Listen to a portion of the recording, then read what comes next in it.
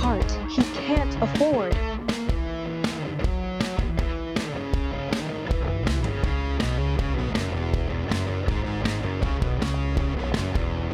Bishop, what are you doing here? Oh, I'm just here to attend the party. A party? You came here to humiliate me. You invited me. There's one more thing. 2 years after the divorce, your attorney has every record.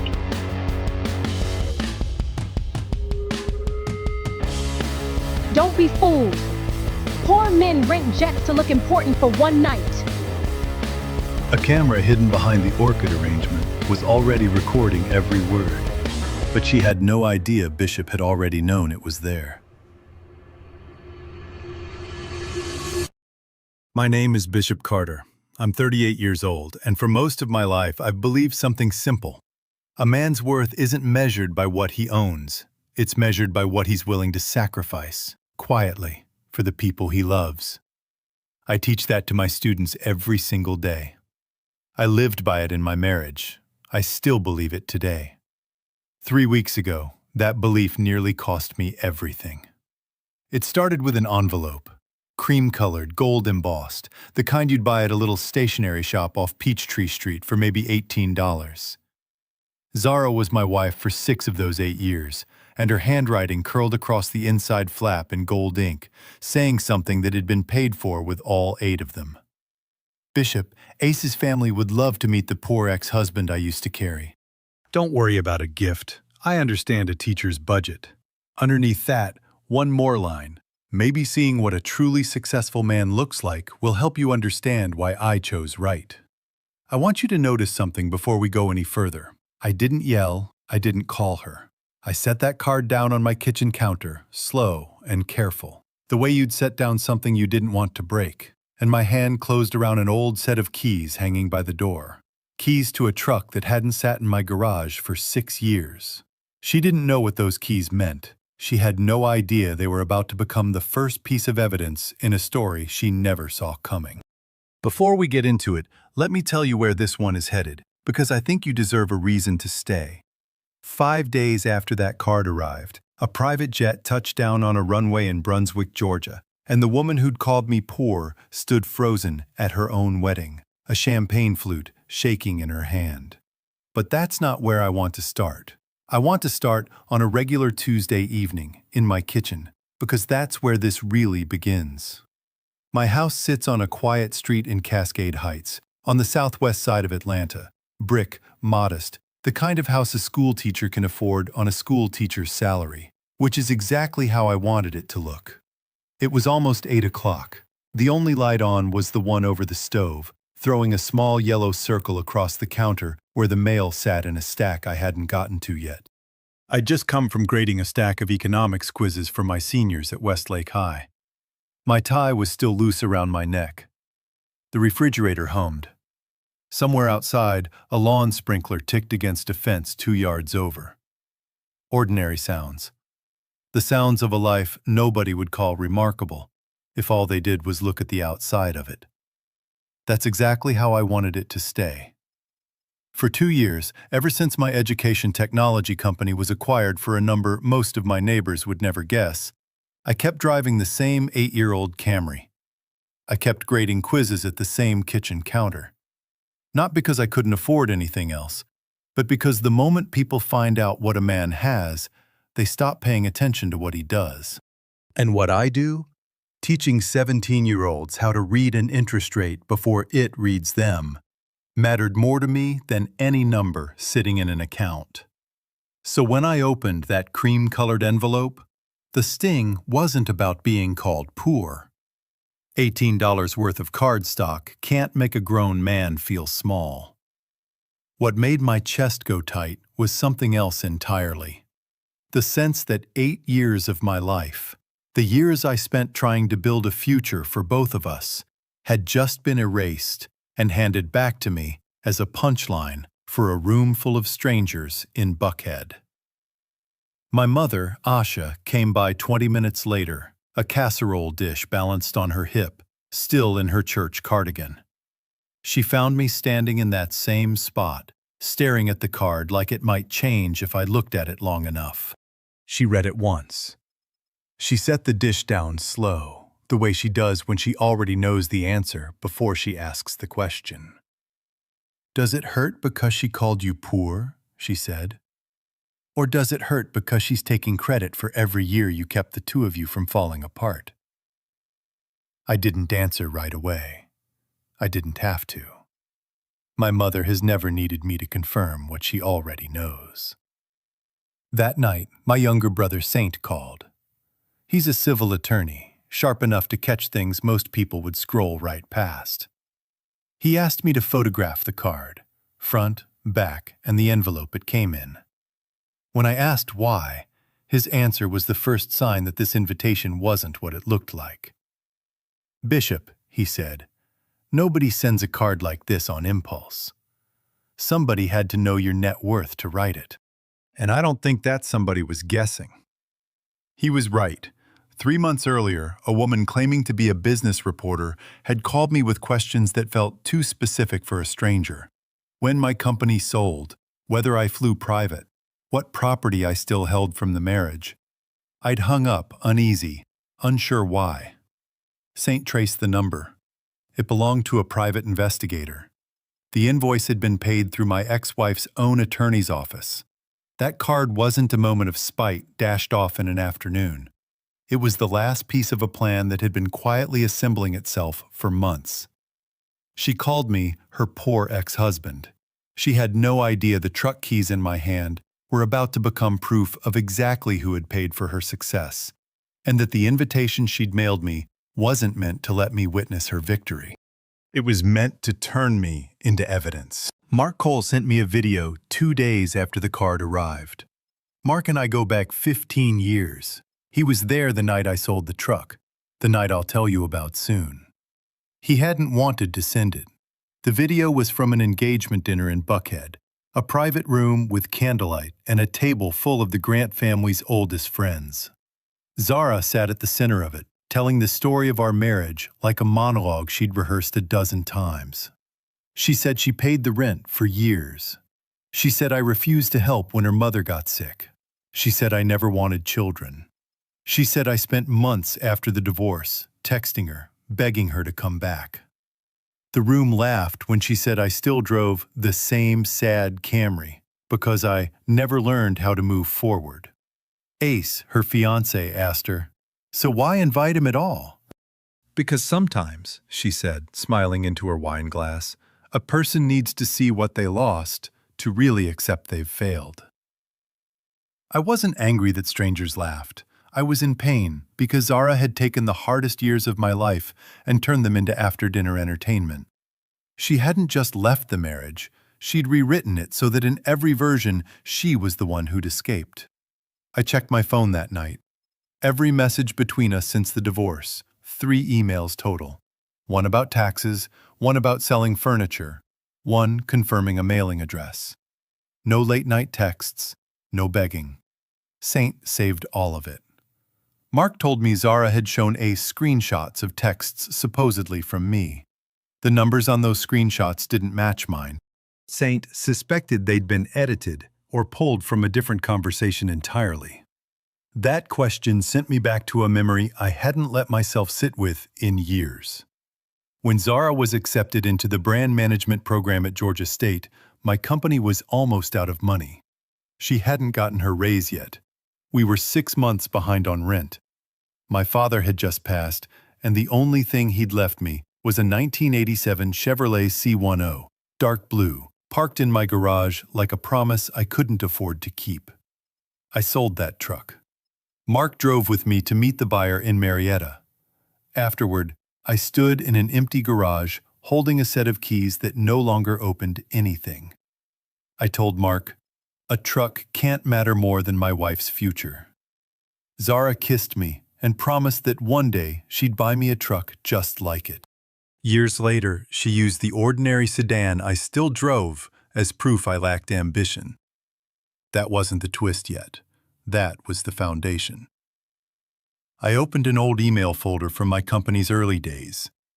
4 years ago, I was scheduled to pitch investors at Tech Square. We had exactly enough money left for one more payroll. If the pitch worked, we survived. If it didn't, we closed.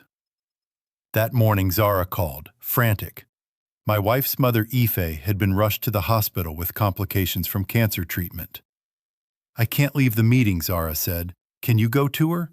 She trusts you more than anyone." I canceled the pitch. I sat beside Epha for 11 hours.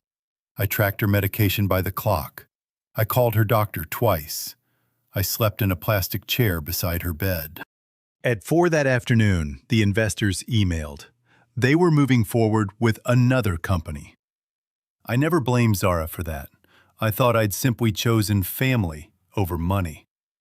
Saint noticed something in the email timestamps that I'd missed for 4 years. 17 minutes before I sent my cancellation, another email had gone out from our shared account. It read, "Bishop isn't ready for investment at this scale. I'd advise you not to wait on him." It was signed Zara Bennett. I read that email 3 times. I didn't slam my hand on the counter. I sat in my dark kitchen and listened to the air conditioner cycle on. Because the pain wasn't only the lost opportunity. The pain was this. She'd asked me to care for her mother. She'd told investors not to wait for me. She knew exactly which choice I'd make. And years later, she used the failure she'd engineered to call me a man who couldn't recognize an opportunity. Saint pulled the rest of the thread. Zara had been asking her attorney whether the marriage could be reopened if I showed up living far beyond what I'd claimed 4 years ago. She'd asked whether wedding footage could be used as evidence. Legally, Saint said, she had almost nothing. Every asset had been fully disclosed at the divorce, and the company sale happened 2 years later. But if she edited my words carefully enough, she could manufacture a scandal large enough to threaten my reputation, regardless of whether she ever won in court. That's when Saint introduced me to Sade Brooks, a forensic accountant who'd worked on my company's acquisition. Sade knew exactly when my wealth was created, who owned the jet I sometimes flew for board meetings, and which assets had been declared at the divorce. Nothing had ever been hidden. "Are you going to that wedding to beat her?" Sade asked me. "Or to protect the truth?" "I'm not sure those are the same thing," I told her. "If you don't know the difference before you walk into that room," she said, "Zara can still run you." Sade also found something Zara likely didn't expect anyone to notice.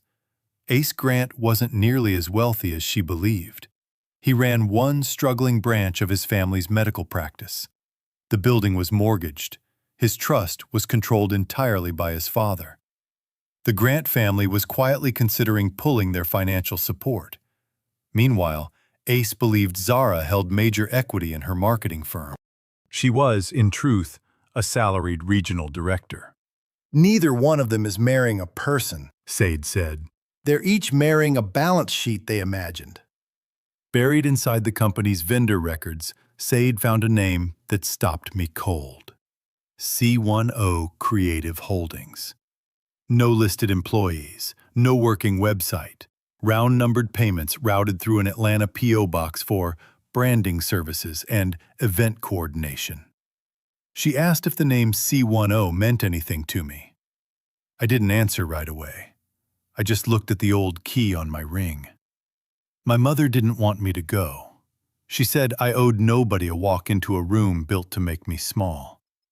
I told her if I stayed home, Zara would say I was too broken to face her.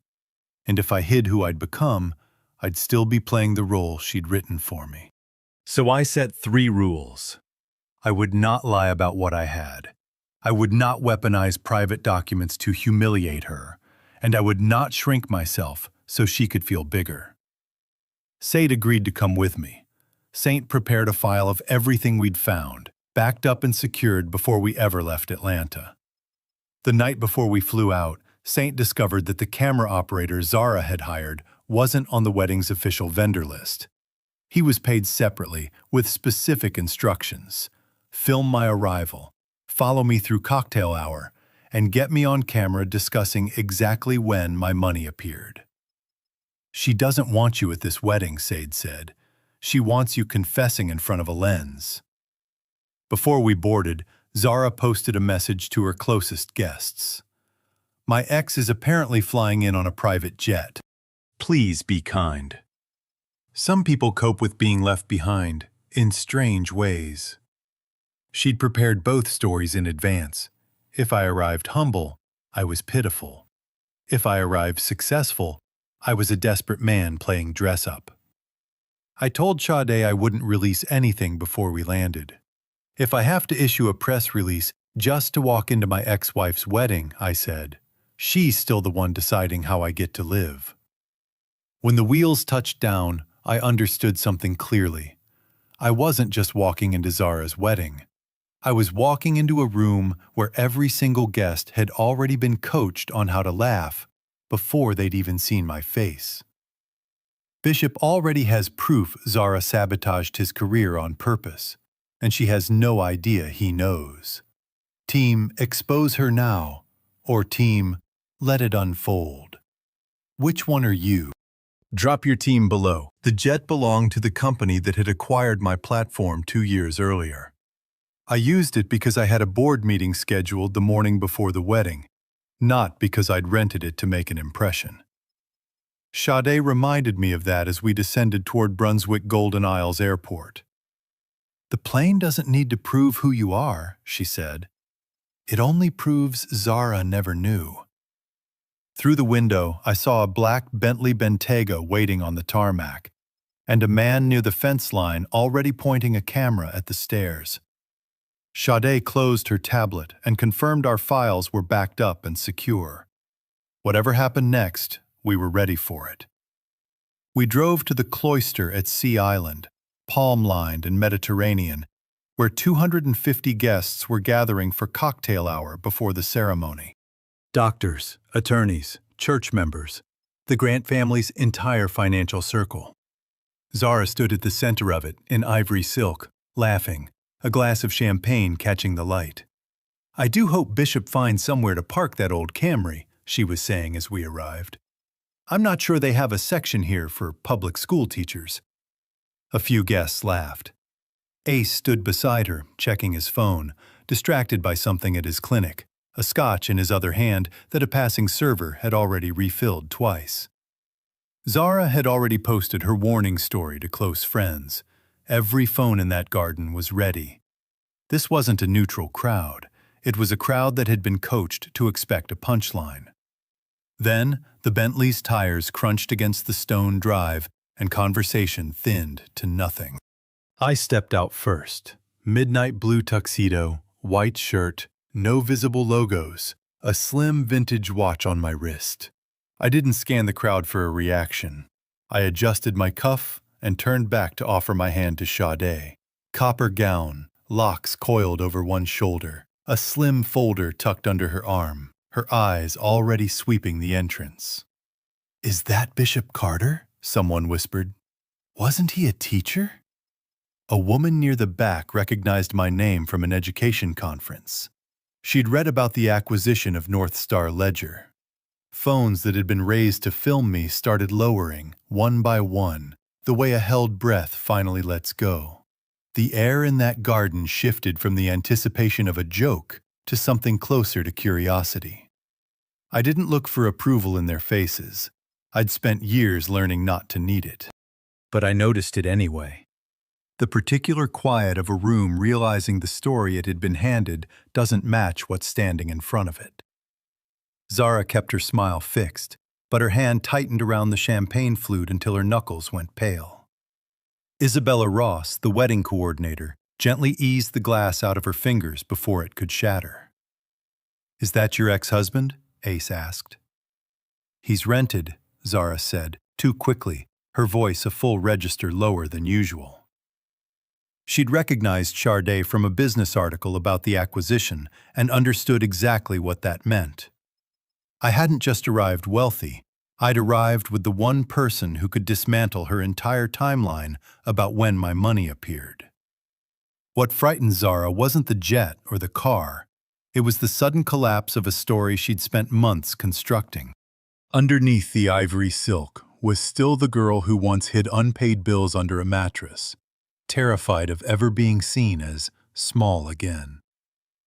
Every guest she'd coached to laugh was a wall built to keep that girl hidden, and my arrival had just knocked the first one down.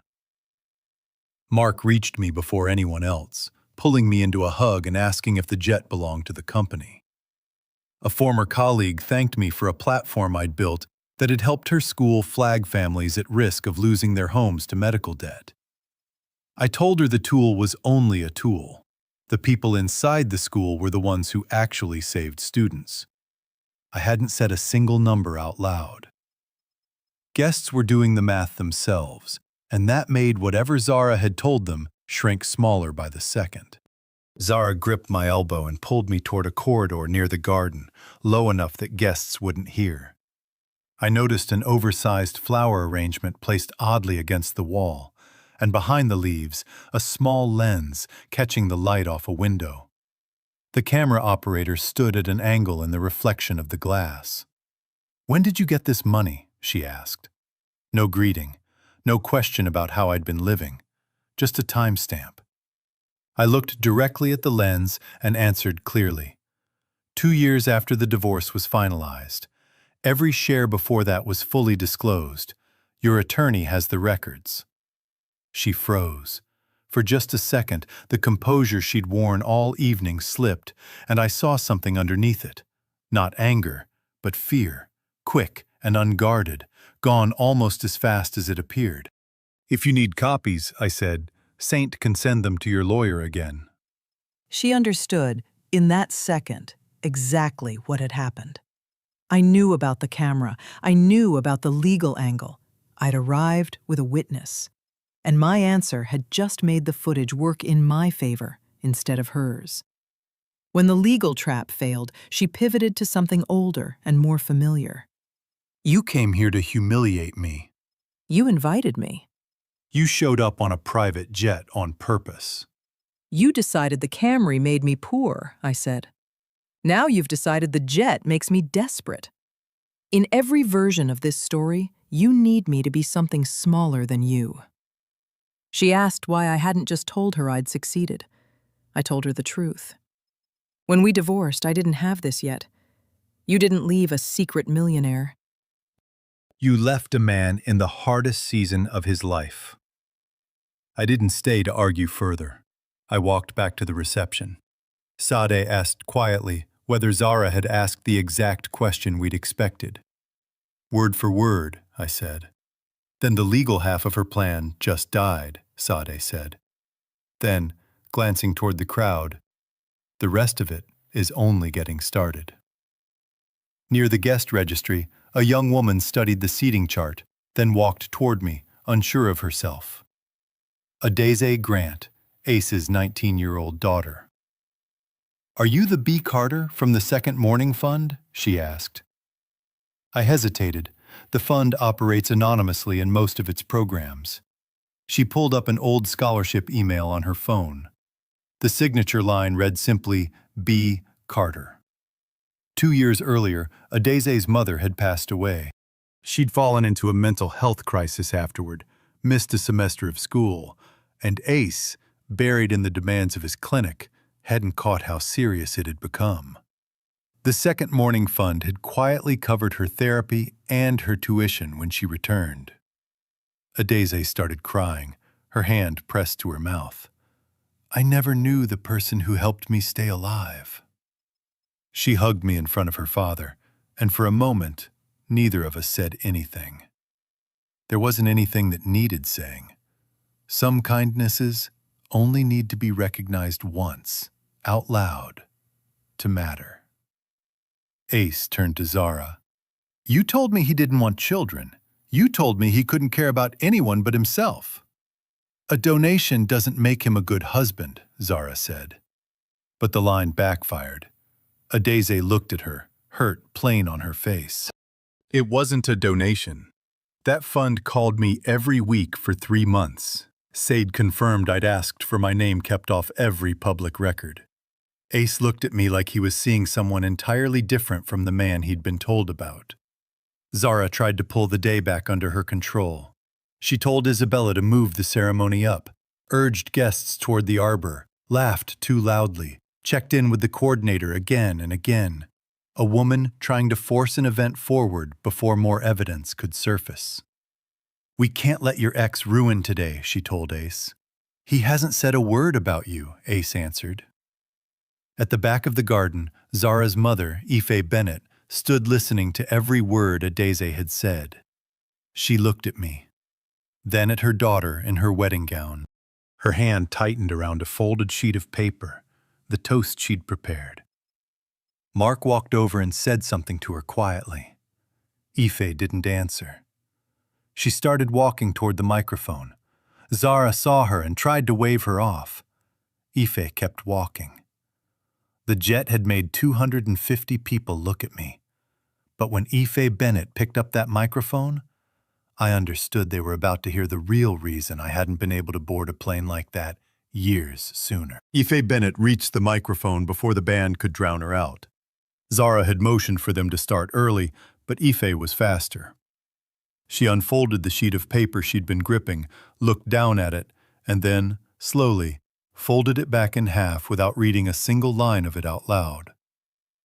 "I prepared a speech about my daughter's success," she said, her voice unsteady but clear enough to carry across the garden.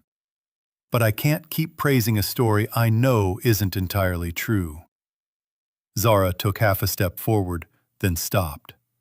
She couldn't stop her own mother without confirming to every guest watching that something was very wrong. "I stayed quiet for years because I thought a good mother protects her child," Epha said. "But sometimes silence doesn't protect a child. It just lets her lie get old enough to walk on its own." She told the garden about 6 years ago when she was in treatment for cancer in Atlanta. Every Tuesday morning, I drove her to the hospital. I logged her medication in a blue notebook. I cooked soft food after the hardest treatments. I slept in a plastic chair outside her room. I paid what her insurance didn't cover. I never told my own family because Epha didn't want anyone worrying. "Zara told people Bishop wouldn't take care of family," Epha said, looking directly at Ace. "In the months I was at my weakest, Bishop was the only one who never missed a single day." Somewhere behind me, the string quartet that had been warming up for the ceremony let one note hang unfinished in the salt air, then went silent. I felt the plastic chair again, cold through my shirt at 3 a.m, her monitor beeping in a rhythm I'd never quite forgotten. I hadn't told that story to anyone in 6 years. Hearing it now, in her mother's voice, in front of 200 strangers, felt less like vindication than watching a door I'd shut carefully finally blow open. She reached into her handbag and pulled out a small, worn, blue notebook. On the cover, my handwriting, medication schedules, her doctor's number, notes on which foods she could keep down. A few pages were warped from water damage. She said it was from a spill in the hospital room. I remembered it differently. One page had warped the night she thought she wouldn't make it, and I held her hand while she cried. That notebook was the first physical proof in front of everyone that I'd cared for her family the way I'd claimed. Not my own words, not Sade's testimony or Saint's files, her own mother, holding evidence in her hands at her daughter's wedding. Ace turned to Zara. "You told me he never even visited the hospital." "My mother's emotional," Zara said. "She doesn't remember everything clearly." Epha opened the notebook and read the dates aloud, one by one. Zara's denial had just become an accusation against her own mother in front of 250 guests. "But the thing I'm most ashamed of," Epha said, "isn't that Zara lied about who took care of me. It's that I always knew what Bishop gave up to be there." That was the opening into the story I hadn't told anyone outside my family. Epha remembered that the morning she was admitted, I'd already been dressed for a pitch meeting at Tech Square. She remembered my briefcase sitting by her hospital chair the entire day, my phone lighting up over and over while I never once left the room. "Don't you need to go to work?" she'd asked me. "Work can call back," I told her. "You shouldn't be here alone," her voice caught. I believed that. I believed his opportunity would come around again. She didn't know, until she said it out loud that day, that Zara had come to the hospital late that night and asked me one question before anything else. "Did you really cancel the pitch?" When I confirmed it, Zara had said, "Maybe that's for the best. That company was never realistic anyway." Epha had heard it. She'd carried it silently for years, afraid of what saying it out loud might do to her family. Standing in that garden, hearing my own memory confirmed by someone I'd thought had never witnessed it, cracked something open in me. Someone else had seen it too, and chosen silence, the same way I had, because we both thought silence was what kept a family whole. Zara tried to recover her footing. "Bishop always knows how to make himself the hero in front of a crowd," she said. "But in that marriage, I was the one paying the bills." Mark Cole stood up from a table near the back. He'd carried this for years, he said, and he wasn't carrying it any further. He pulled up an old photo on his phone, me standing beside a dark blue 1987 Chevrolet C10, my father's truck, the only thing he'd left behind. "Zara didn't pay that tuition," Mark told the garden. "Bishop paid it with the last thing his father left him." He showed a second photo, an empty garage, me standing alone, holding a set of keys that no longer opened anything. "A truck can't matter more than my wife's future," Mark repeated, the words I'd said to him that day. That's what he told me while we watched it drive away. The garden went quiet. I touched the inside of my jacket where that same key still rested. Then Mark said the name that changed everything. C10. And Sade's eyes met mine. For a moment, neither of us moved. Near the bar, ice settled in a pitcher with a small, ordinary clatter, and it was the loudest sound in the garden. Across the aisle, Zara's fingers found the stem of a fresh champagne flute she hadn't asked for, her knuckles going pale the same way they had an hour earlier. Some old, tired part of me still wanted to look away and spare her. I didn't.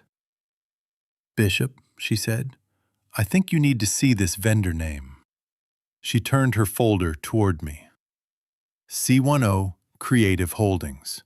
Formed exactly 1 week after I'd sold that truck, registered to the address of the apartment Zara and I had shared. No employees, no functioning website. Over $240,000 received from Zara's company over 2 years, billed as brand strategy and event coordination. For Zara, C10 had never carried any weight beyond a convenient, forgettable name, vague enough to hide money behind, familiar enough that no one would ask questions. For me, it was my father, and the sacrifice that let my wife walk into a program she never could have afforded on her own. She hadn't set out to erase what that truck meant. She'd simply stopped seeing it the moment it stopped being useful to her. That was the quiet cruelty underneath the theft. Not malice, but forgetting. Sade said there was a second signature on the C10 filings. One processed through the office of Gregory Hale, the Grant family's longtime attorney. Ace stared at Hale, who immediately demanded to see the documents. Hale confirmed his office had unknowingly served as registered agent for the company, and that Zara had also requested drafts of the prenuptial agreement, the structure of Ace's trust, and what a spouse could claim after 5 years of marriage. "Were you marrying me?" Ace asked her, "or waiting out a 5-year clock?" "You weren't honest about the clinic either," Zara shot back. Not a denial, just an attack. Then Saad turned to the final page. a beneficial ownership filing for C10, incomplete, and my name on it. Bishop Carter. The signature wasn't mine. Saint compared it instantly to real documents. It had been assembled from an old tax form we'd signed together, a copied driver's license, our old shared address, and an email signature lifted from years back. If that company were ever audited, I could be investigated. My education fund could be frozen. The school district could suspend me. Parents could turn on me. Every project I'd built quietly for years could collapse under a fraud that was never mine. Zara hadn't set out years ago to frame the man who once sat by her mother's hospital bed. But somewhere between the first missed payment and the growing fear of losing the Grant family's money, self-preservation had quietly replaced conscience as her only compass. She needed someone else to absorb the risk she'd created, and I was the one person whose silence she'd already trained herself to expect. The wedding was supposed to be the moment that fear finally stopped mattering. Instead, it became the moment it caught up with her. "You don't understand," Zara said. "I never meant for it to go this far." "You signed my name to an exit," I told her. "You understood exactly how far it could go." Isabella stepped in and quietly announced the ceremony was postponed due to a family emergency. The white chairs stayed full. The cake stayed untouched. But no one in that garden was looking at Zara like a bride anymore. Guests demanded I say something. Saint handed me the full file, the sabotage email, the surveillance plan, the forged signature, the C10 trail, notes calling me the perfect fall guy. 3 minutes, and I could destroy her completely in front of everyone filming. I thought instead about the empty garage, the plastic hospital chair, the years I stayed quiet because I believed silence was dignity. I closed the file. "For 4 years, Zara told people who I was," I said. "Today I could tell them who she is." I looked at the phone, still recording.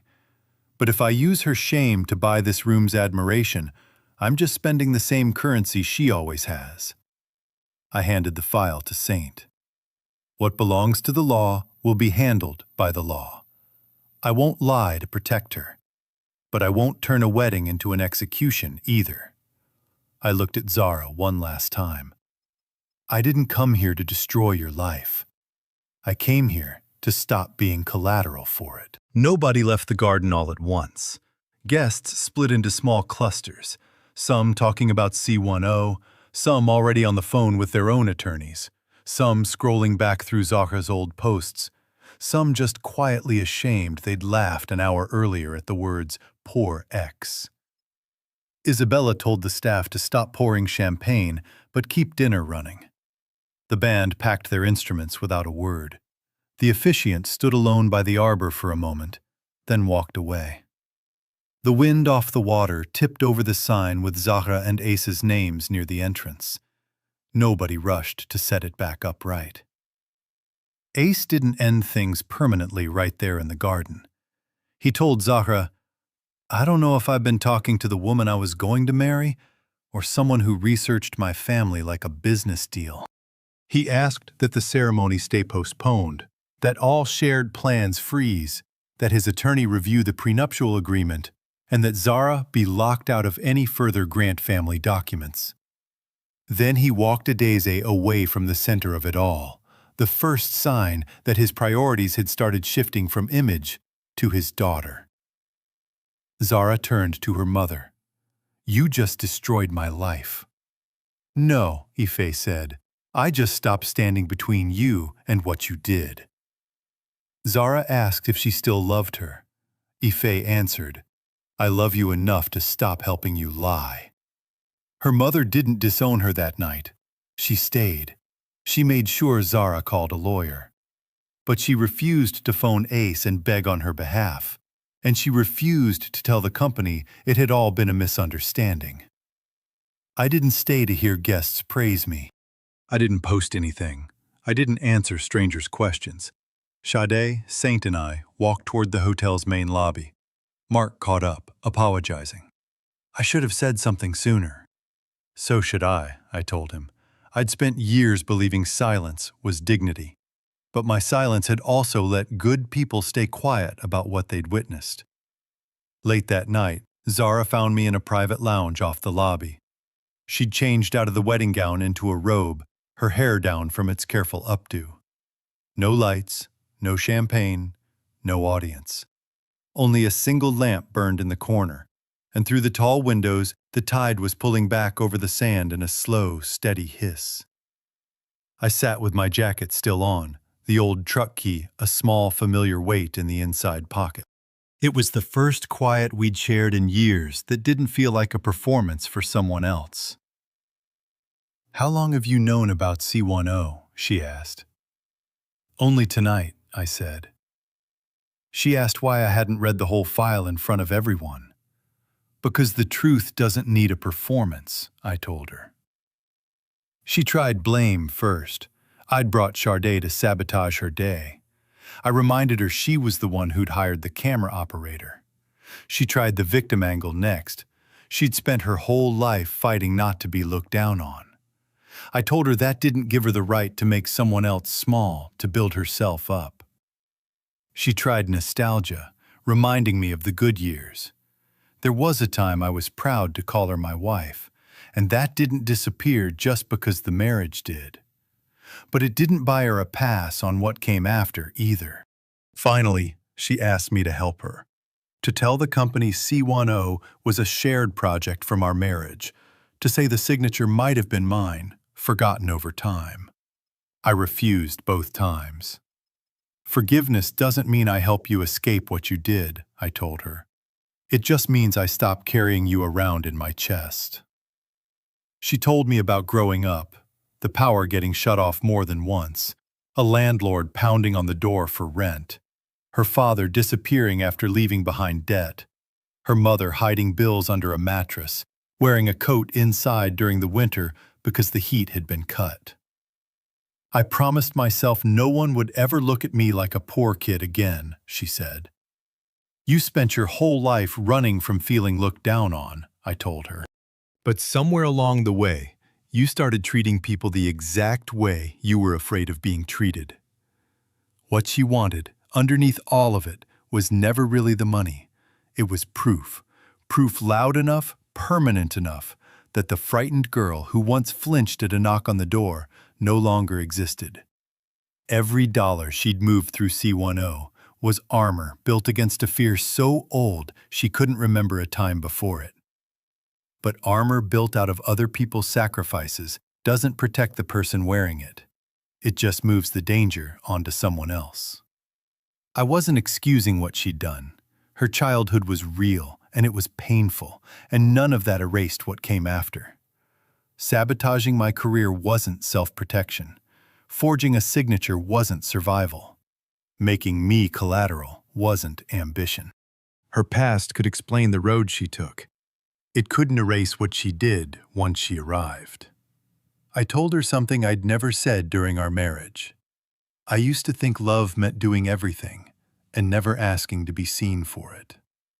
I never mentioned the truck because I didn't want her carrying the debt of it. I never talked about caring for Epha because it wasn't my story to tell. I never argued with the engagement dinner video because I didn't want to become a man who publicly tears down his ex-wife. I never brought up money because I didn't want it changing how people treated me. But I confused dignity with disappearing, I admitted. By morning, Saint confirmed her company had opened an internal investigation. The C10 vendor account was frozen. Work devices were preserved. The forged signature had been sent for legal review. Nothing was resolved overnight. No single dramatic collapse, just the slow, real machinery of audits, attorneys, and accountability finally starting to turn. I was advised not to contact Zara about anything financial going forward, not to post the documents anywhere, not to speak to reporters, and to protect my school and my fund from any spillover. Sade flew back to Atlanta the next morning for a meeting. I chose to drive myself, needing the time to think. Before I left, I walked past the ceremony site one last time. The flowers had already started to wilt. The chairs were stacked. The sign with Zara and Ace's names leaned against the wall, waiting to be thrown away. What had been built to look permanent the day before was, by morning, just a structure being taken apart. I drove with the windows down for a few miles, the marsh air thick with salt and cut grass, and found myself thinking not of Zara, but of my father. The last thing he ever told me about that truck. That a man isn't measured by what he keeps, but by what he's willing to let go of for the right reasons. I understood, finally, that I'd spent 6 years proving him right, without ever quite believing it myself. My mother called while I was still on the coastal highway. "Do you feel like you won?" she asked. I looked at the road ahead. "No," I said. "I just feel like I don't have to defend myself anymore." "That," she said, "might be the better kind of winning." I came to Sea Island believing I needed to take my story back from Zara. On the drive home, I understood I didn't need to hold on to that story at all. I only needed to live in a way that didn't give it power over me anymore. This story reminds us that dignity was never about staying quiet. It was about telling the truth without needing to destroy someone to prove it. If you're a widow and the house still holds 2 coffee cups out of habit some mornings, don't let Sunday pass without doing one specific thing. Pull out the recipe box with his handwriting still on the index cards and cook the dish nobody else in the family has ever gotten quite right. If you have a grandson who mows lawns after school and never brags about it, call him tonight, not next week, and tell him plainly that the quiet way he carries himself already makes him enough, long before any paycheck catches up to it. If you're retired and the afternoons feel too long, invite the neighbor 2 doors down over for the 4 o'clock coffee you used to make for someone else.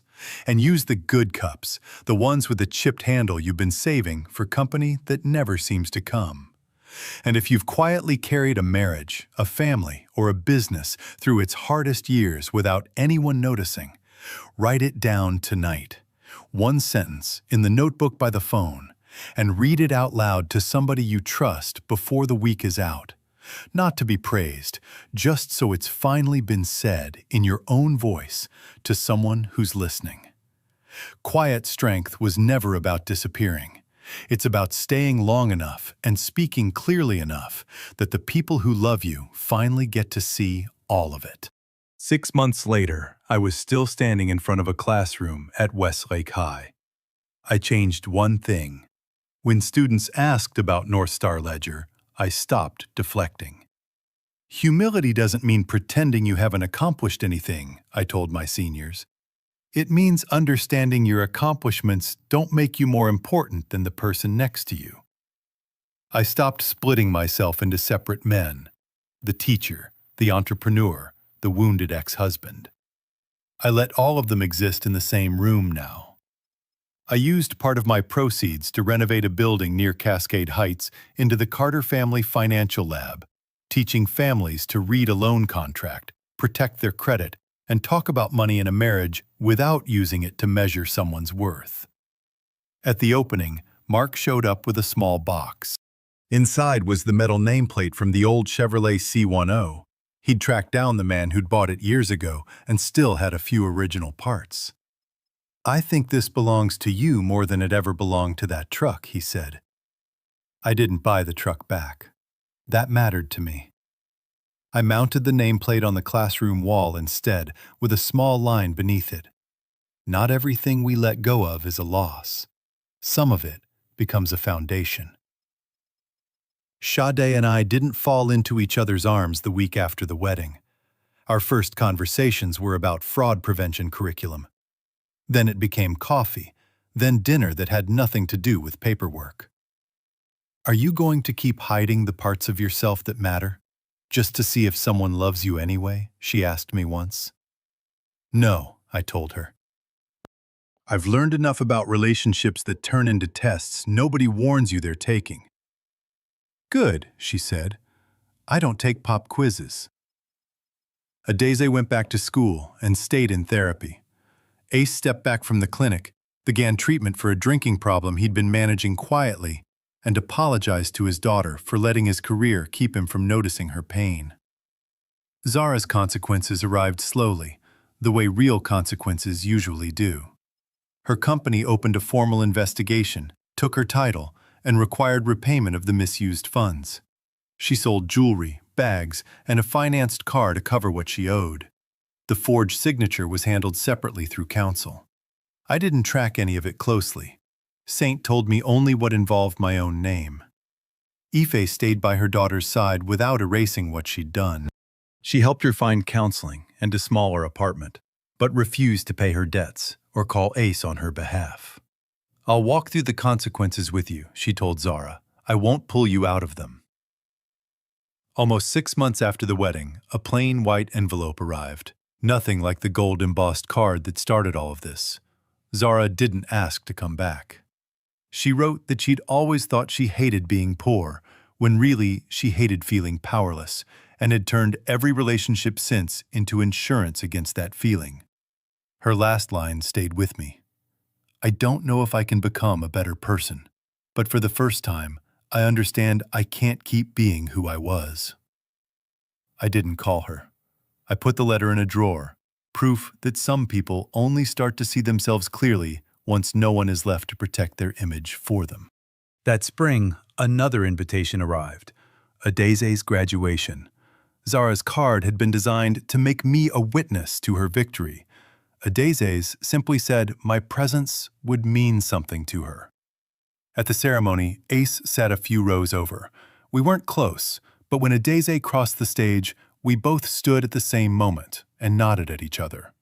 My mother sat beside me, watching families around us cheering, crying as their children accepted diplomas after years of sacrifice most of them would never mention out loud. "This," she said, "is what real wealth looks like." I thought back to the jet landing in Brunswick, the Bentley, the tuxedo. None of it was the real turning point. Adaize proved what I'd done with what I had. Epha proved how much I'd once loved that family. And the file I chose not to read proved my pain never turned me into someone who needed to make another person small to feel whole. I still carry the old truck key in my jacket pocket. It isn't a reminder of what I lost anymore. It's proof I survived choices that nearly broke me, and came out able to recognize my own worth, whether or not anyone else was watching. The day I stepped off that jet, Zara finally saw my value.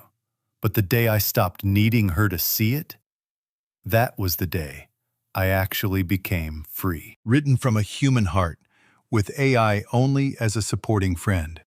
This story was born to awaken the belief, no matter how severely tested, kindness and integrity will prevail. Because the universe always leans toward those who dare to live with dignity and a sincere heart.